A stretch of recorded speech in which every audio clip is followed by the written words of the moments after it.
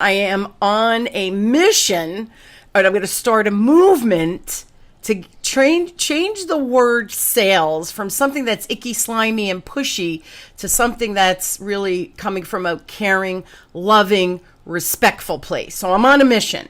Now, by incorporating all the little tips and tools and strategies and ideas that my guests and I share with you, I'm hoping that you're changing your paradigm of thinking, growing your client lists, building your client relationships, hopefully making some more money, right? We can all use a little bit of extra of the green stuff, and also along the way, creating the life that you desire. So important. Now, if you're loving the show and you're loving me, of course, subscribe to the show on Apple Podcasts, or if you're a YouTube viewer, go there. You can subscribe there, rate, review, download, and share with your peeps. I would love to meet them, and I will feel the love with all of your comments, and I do comment back because it's personal to me and you really do matter. So stay in touch.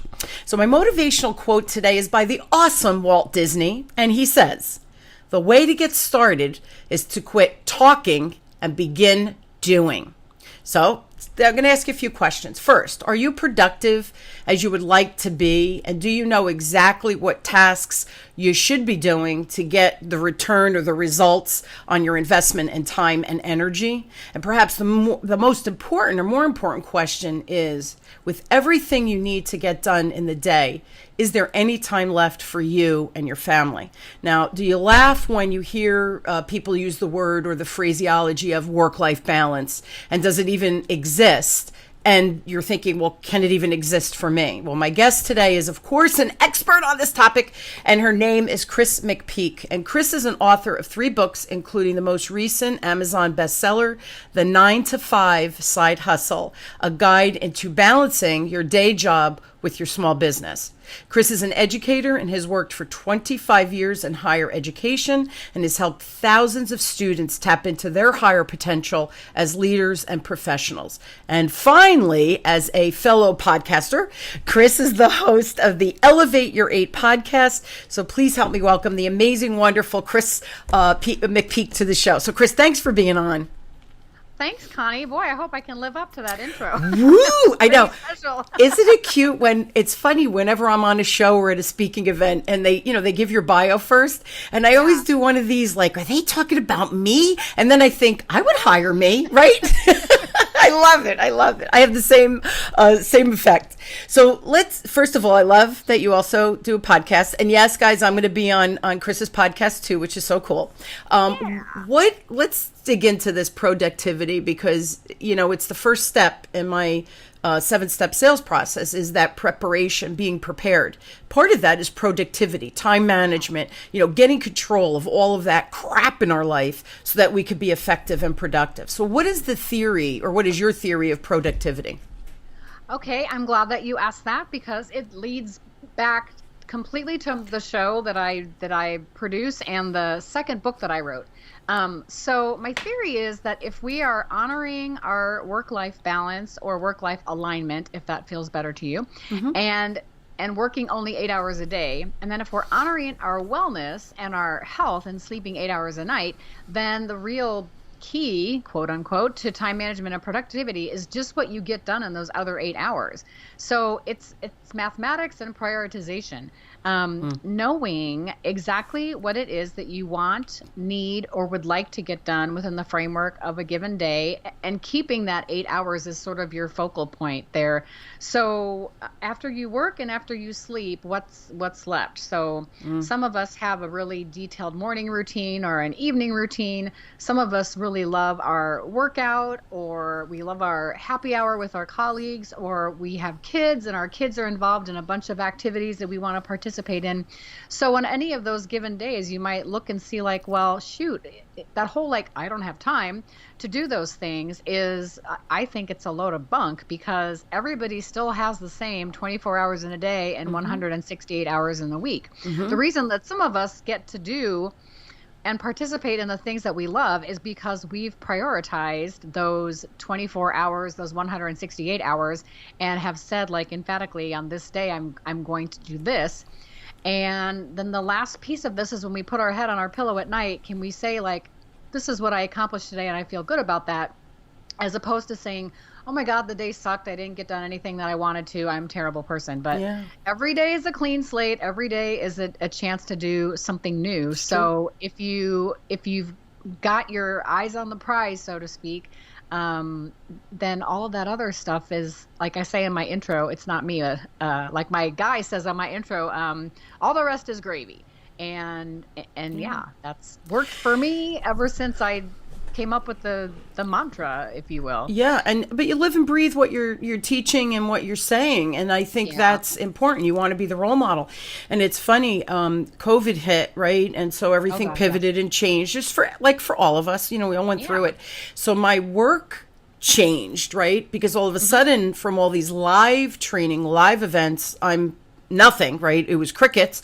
And now I'm Right. thinking, okay, I need to do something differently. I need to start managing a digital platform and creating Yeah. that and starting from scratch because I had nothing. So you put all of that time and energy. So I was working a lot of hours doing that. Now it's funny Mhm. because, and I just want to comment on this, Chris, because this is important. I lost that essence of self management. I used to be Uh-huh. really good at keeping myself healthy so that I had the energy and the clarity of mind to do what I needed to do in the business. And this Sure. year, just like many, everything flipped, gained weight. I didn't exercise. I didn't do my meditation every day like I had been because it was like, I got to get this done. I got to get this done. I have to create this. I have this and I don't know that. And I have to learn that. Like in a frenzy of a crazy person, Right. which I know is not a healthy place to be. So now that 2021, right, getting the calendar ready and all of those things, I thought, no, I'm booking every morning for meditation and working out. And then Yeah. the afternoon, I'll be clearer. I could work a little bit later, but I'll be clearer and I'll have more productivity because my energy, my clarity of mind, all of that will be there. We Yeah. forget to prioritize ourselves in that process as well. And guys, everybody listening, this is not an easy thing. When you focus on it and you organize it, it can become an easy thing. That's Yeah. what Chris is saying. So Yeah. talk about, you said what the Elevate Your Eight. What is the Elevate Your Eight, your podcast, that when you talk about this topic in more detail? Oh yeah. So in the beginning, it was just really putting the focus on giving people tips, tricks, strategies, the whole nine yards on elevating the 1-8. So when you weren't sleeping and you weren't working, how are you managing those other things? So what's a morning routine? How do we maximize our lunch hour? How do we get out of the office on time without, falling into that trap of, oh, I'll just check, email for 5 more minutes, and then before you know it, it's 5:30 and your significant other is calling and yelling at you because that never Yeah. happened to me. Yeah. But then I started thinking about, and this really actually goes way back to my previous career as a housing professional. I was one of those people that lived in and managed, I have to say the word dorm because a lot of people don't know what I mean when I say residence life and housing. But I did that. That was my role in higher education for a really long time. And, when you're 20 something and you're running a residence hall and you're planning events for students and listening to all their terrible secrets and their really sad stories, you have the energy for that and you're invested in that. But when you're in your 40s, a lot of that stuff just doesn't have the same, it doesn't resonate the same. Sure. And you don't have the energy to contribute to that. And I was working at a couple schools that were very high touch and required a lot of my time. So I was finding I was not in work-life balance, alignment, and I was not finding time to do the things that I wanted to do on the weekends. And so I said, well, something's not right here. And it led to me taking a stand, like really standing up for balance, alignment at the day job, which my supervisor at the time, that did not resonate with him. He thought I was being unrealistic, and consequently told me, like, you should probably look for another job because this is not the right fit for you. And that Bless him. hurt, but that motivated me to be like, okay, well, I'm going to show you, I'm going to go be a director someplace else where they appreciate what it is that I have to contribute. But then the more rational part of me was kind of like, okay, well, what can I learn from this? And it got me really thinking a lot about careers and pursuing work that we enjoy and being productive in places that are using our talents and our strengths and really having that fit in values. So not that I rebranded the show, but I ended what was season 1 and I started season 2. And now when we talk about elevating your 8, we also talk about maximizing your work day in different ways. So, are you in the career that you're supposed to be in? And if you're not, how do you find another one? How do you talk to your supervisor?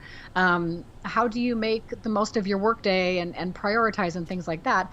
But I also try to get some sleep experts on the show from time to time to talk about some of the things that contribute to us having better sleep.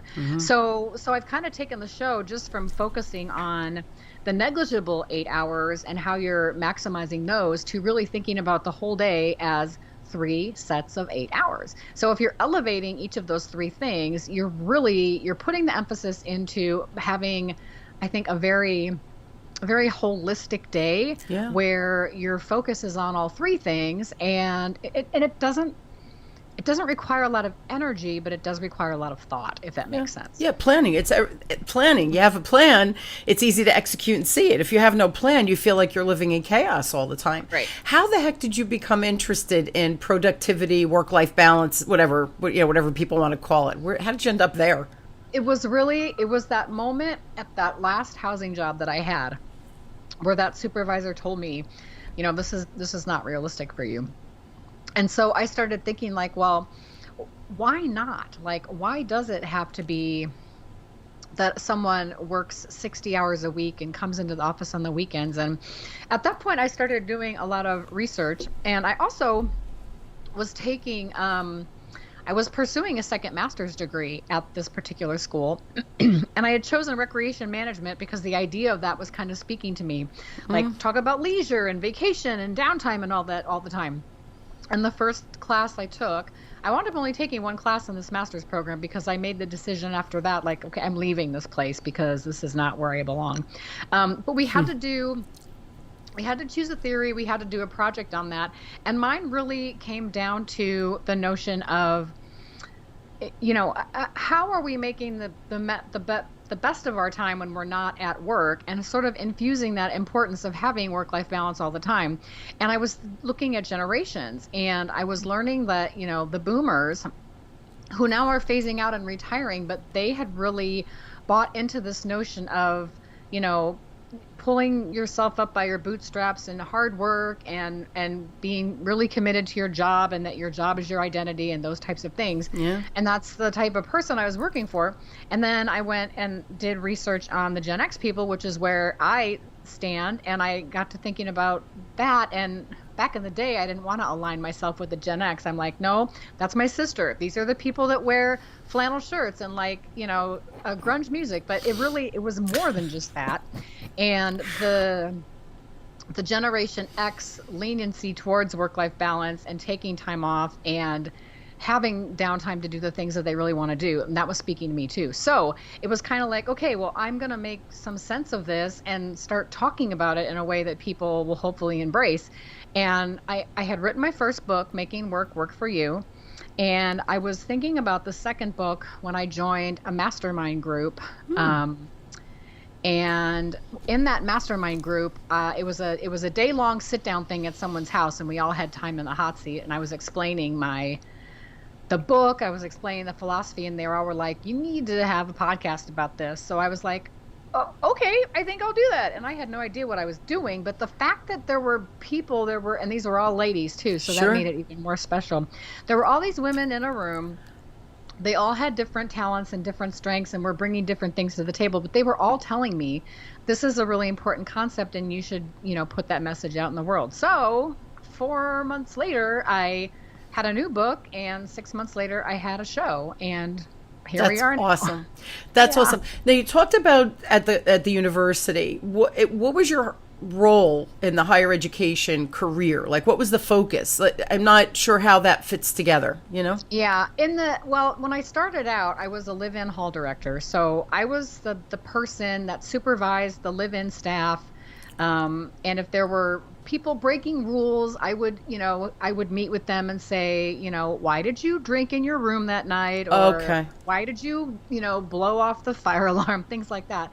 And as I progressed up in that world from, being very connected to students on the one-on-one level to supervising professionals to supervising postmasters professionals, and then running my own department and things like that. Just the same way that you move up through middle management and you become senior management. Gotcha. And at the time when I said, like, no, I need to get out of this, I was an associate director. So I was running my own division within a bigger department. And it was the residence life area. So I was still supervising professional staff. I was still overseeing things like judicial and programming and activities and stuff like that, student leadership, those types of things. That's always where my talents lied. Yeah. But because the judicial stuff was part of it, and I worked at a very high touch, very big party school, there was just bad behavior all the time. And I was kind of like, I really don't need to align myself with this anymore. Yeah. It's making me tired. It's making my family and friends resent me, and I don't really need that. I'm done. Yeah, So- and it's funny. He, when your boss said to you, I don't think this is the right job for you. That was really a blessing. I mean, at the time, you're PO'd, thinking, who do you think you're talking to, right? But on the flip side, it really, you were out of alignment. You just needed maybe someone to frame it out and show you that. Yeah. Before you talk, give you the push that makes you say, like, okay, it's really time to make a change, and I need to be serious. Yeah. And now let me go figure that out, right? But now you have the time to figure it out, too, because you're not working the 60 hours a week. It becomes this double-edged sword, right? I have to work, but I hate what I'm doing. And then, the flip side. You mentioned before, your morning routine and all of that. I'm curious, what's your morning routine entail? So, my husband and I run a nonprofit U.S. master swim team. So we get up very early, get up at 4. I make coffee for us. A gallon. He will go into a separate room and do coaching things, preliminary stuff. But I stay in the bedroom and I do meditation. I write.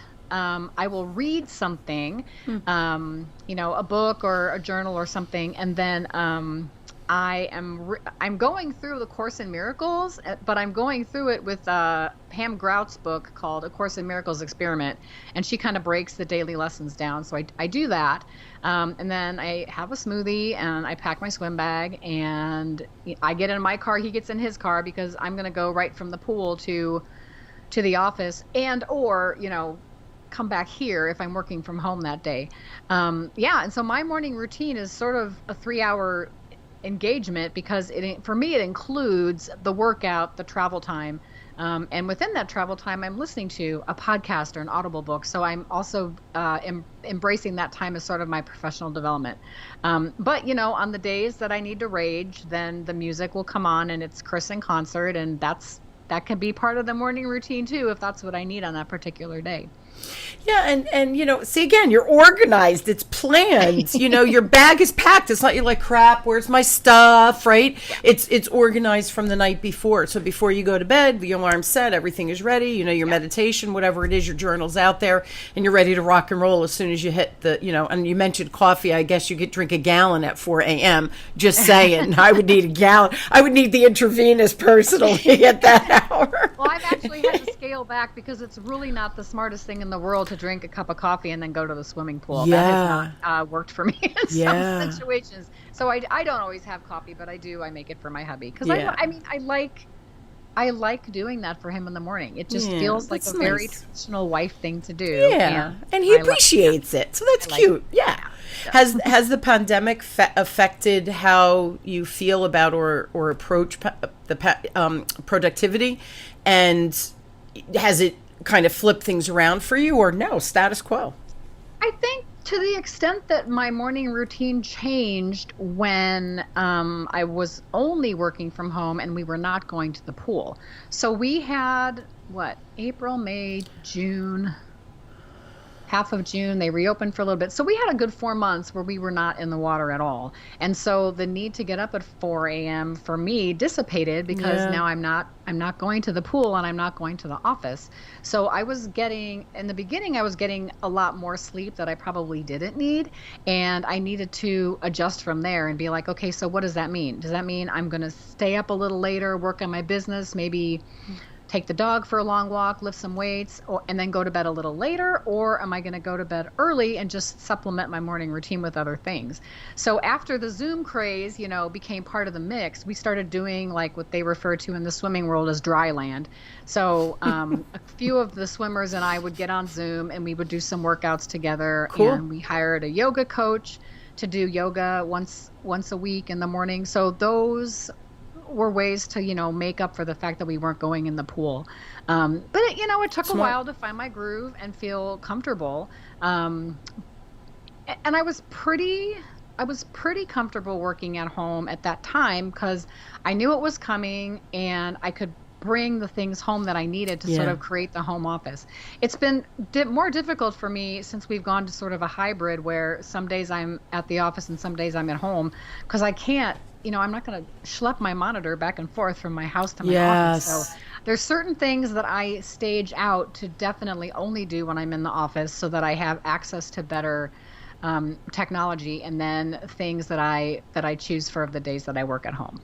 See, again, very organized though. I'm going to do this at the office. I'm going to do this from the home office. So you still have it organized and segregated so that your time is, you know where you need to be able to accomplish the podcast or a meeting or whatever. The other thing I found intriguing is that since you couldn't physically get in the water and do whatever exercises and routines you did in the water, that you supplemented, and yoga was a piece of that. Other workouts were a piece of that, because you still have to move your body and stay in shape, even though you can't physically get into the water, right? So my dog was loving the times that Mama was at home because he got 3 walks a day. Sure. And it's interesting. The other thing I want everybody listening to understand, did you see how when COVID hit, Chris tweaked too. She had to make a shift. And then when she came back to half in the office, half in the home office, there was another little tweaking. Yeah. So everything we're talking about today, Chris, and I think this is important for people to think about.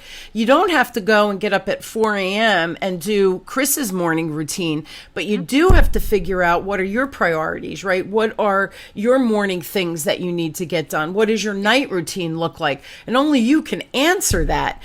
Chris, I just love how you framed it out with what your responsibilities were, right? Your job responsibilities, all of those things, that you framed it out for us, but that and then once you have a good plan in place, when crazy hits the world like COVID, it's easy enough to shift and pivot because you foundationally, you have some good habits in place, right? Am I understanding that right? Yeah, no, totally. You hit the nail right on the head. I mean, I think, when you're, and especially for someone like me, I'm Myers-Briggs J. So, there's a place for everything and everything's in its place. But in the initial few days of that, like, okay, now what do I do? Yeah.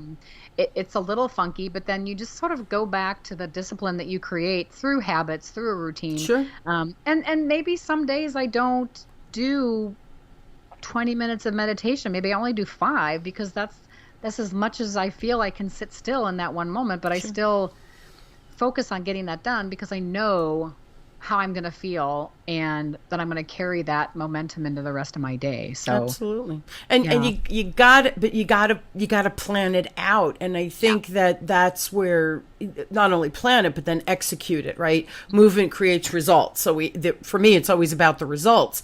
But you have to have that plan. And then I think once you have that core plan, it's easy to manipulate and digest it and move it. And, if you have a cold, maybe you still meditate, but you don't do the working out. Or maybe you do the workout to sweat and try to get I know some people, like when my kids get sick, they do a heavy workout to try to sweat out whatever the germs are. I don't know whether that's good or bad. But you know what? Whatever works for you. I really try not to judge people's options because you know what you have to do in your life, your physical, your relationships, your work, whatever it is. What advice do you have for folks who may be out of work due to the pandemic, and they even have more time from a productivity standpoint? What do you think they should or could do? Yeah, well, I think getting in touch with your current vocation and being able to ask yourself, like, so is this the place where I really have enjoyed being, and do I want to stay here? Yeah. And so keeping up conversation, correspondence with your previous employer, whether it's a layoff or a furlough, and just making sure that they know that you're still available, that you're still and interested, motivated, right? And then if you do some realization and you're kind of like, well, I really didn't like that job anyway. I didn't like that field. Figuring out like, okay, how can I reinvent myself and what's something else out there that I might want to do? Working with a career coach or, doing some work on your resume, tweaking that. I'm a functional based resume proponent because I think, especially in the current environment that we're living in, it definitely helps to be able to say what you're good at and how you can contribute in terms that are not industry specific. And I found that to be the biggest blessing for me when I was looking to not have a housing job anymore, to find something else in higher education that worked for me. And I was lucky that someone picked up my resume and just said, these are translatable skills. I think we need to talk to this girl. And then the rest just kind of fell into place. So definitely working on your resume, updating it, doing some tweaks, and then, talking to friends that are doing other career paths that are interesting to you, talking to people. I had a friend, Rochelle, who had lost her job, not in COVID, but when a grant ended. And she was encouraged to do like these 30 coffee dates in 30 days. And so she was making a list of people that she could ask, like, who would you recommend in your field that I meet with? And I was really impressed that she did this because it opened up a lot of doors for her. Sure. So talking to people that know other people that would be willing to share their experiences. And I think that's a great way to stay current, and what's trending out there, and thinking like, I'm more than my job. I can do all these other things, and being, willing. You do have to be brave enough, I think, to go out and pursue that, because being out of work is really hard. It can be really depressing. And I think to make the change work in a way that's going to be best for you, you do have to be willing to do the work. Yeah, for sure. And it's funny because transferable skills, I know when I do my training and I go around and I said, who's new to the company? What did you do before? And even if it's not the exact same job, they're new to the industry, perhaps. And I always say, you did this before, though. Here are your transferable skills. So exactly what you did there, you're going to be using them here as well. So leverage that, right? Don't worry about, I don't know the products for this industry. I don't know the information behind this industry, whatever the industry knowledge is. You have these skills. That's where you're transferring over, and that's where you want to start leveraging, and all the other stuff will learn. You're on a learning curve. You'll figure it out, right? We're intelligent beings. We can learn. So yeah, I think that's important too. And the other thing you said is use your network. I love Rochelle that she did. You said your friend Rochelle did the 30 days, 30 people. And I think the better your network is, the easier it is to reach out and say, hey, this is what's going on. This is what I'm looking for. Who should I talk to? Who can I get advice from? Who can I pick their brain? Not necessarily can you introduce me for a job, but who can I do some research and explore what options are available out there? Yeah. Your network is important, and connectivity, connecting people or having people connect to you, the right match is real important too. Yeah. If you don't talk about it, though, no one knows what's going on in your life. That's dangerous. Right. So I think talking is always a great thing, because the other thing too, Chris, people want to help. Yeah. People they really do. They do. Really do. Yeah, it's so easy to fall in and I know a handful of people that have done this during the pandemic. That whole like, poor me, I'm too old. There's nothing else I know how to do, so I'm just going to sit at home and play video games and eat Fig Newtons. And, that's great for a little while, but then after a while, it's kind of like, you're really depressing and I don't really want to talk to you anymore. Yeah. And it's easy to really shut yourself off and become a hermit in not a good way. Yeah, easy to go down that rabbit hole and not come back out, right? And that's dangerous too. We're out of time, but guys, if you need a little more Chris, I have him. Of course, I have her contact information. You can either the show is elevateyour8.com. Go there. If you want to go to Chris's website, it's Chris McPeak. So KrisMcPeak.com. If you have a question for Chris, you can email her at info@chrismcpeak.com. www.connie.com.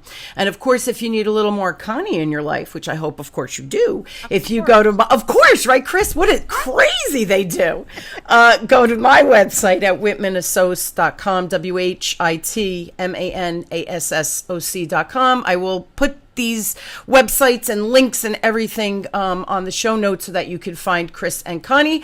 And everything is on my website. The show's on my website. If you want to be a podcast guest, the application's on there. Free resources, my book, my classes, everything is there and available for you. So check that out. Chris, thank you again. I really hope that people, if you learn nothing else, talk to people, right, to figure out what next steps are, and figure out even if you just change your morning routine to start focusing on what are the things that are most important to me, and then put those little pieces in place so that you start to build what your productivity routine should look like. So easy peasy tips. Thank you for sharing that, Chris. So always appreciate it. So good to me. I love having you. I love your energy. You're crazy like me. We have this high energy. It's good. It's all good, right? It's beautiful. It is. People should want to be around us even more, I think. No. What the heck is wrong with you people? I don't know. They should listen to every episode we have on our podcast. Every episode. Oh my You're right. And you guys, I hope you will join me weekly as we question, build, and discover together, no matter what challenge you're going through. I really do hope my guests and I share our tips and strategies, stories, and ideas that you can implement immediately so that you could get the results you're looking for. Remember, the word sales is a beautiful thing, right? It's love, it's care, it's respect. The icky sleazy, we're getting that out. We're throwing the baby out with the bathwater with that one because we don't like that phraseology. Chris, thank you again for being on and being such a great guest. Thank you all. And I really do wish you a wonderful week where you open your mind to what's possible. So try one little tweak to your morning routine, see how it goes, and report back to Chris and I. Thanks, everybody.